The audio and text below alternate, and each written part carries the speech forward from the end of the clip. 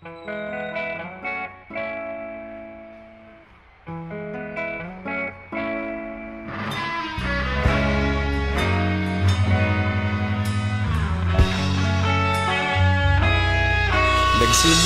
ang lahat sa eskwela, nagsama-samang 12 sa kalokohan at sa tuksuhan, hindi maawat sa isa't isa. Madalas ang standby sa cafeteria, isang barkada na kay saya. Laging may hawak-hawak na gitara, konting udyok lamang kakanta na. Kay simple lamang ng buhay nun, walang mabibigat na suliranin. Problema lamang laging kulang ang datong. Sana napunta ang panahon? Sana nga ba?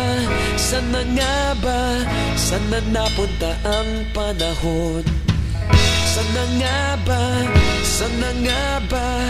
Sana napunta ang panahon? Sa unang ligaw kayo'y magkasama, magkasabwat sa pambobola. Walang sikreto kayong tinatago, okay sarap ng samahang barkada.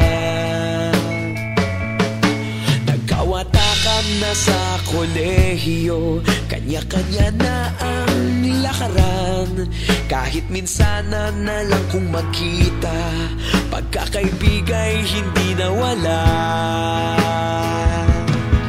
At kung saan na napadpad ang ilan, sa dating eskwela meron din naiwan. Meron pa ng mga ilang nawala na lang, nakakamiss ang dating samahan. Sana nga ba? Sana nga ba? Sana nga bang barkada ngayon? Sana nga ba? Sana nga ba? Sana nga bang barkada ngayon?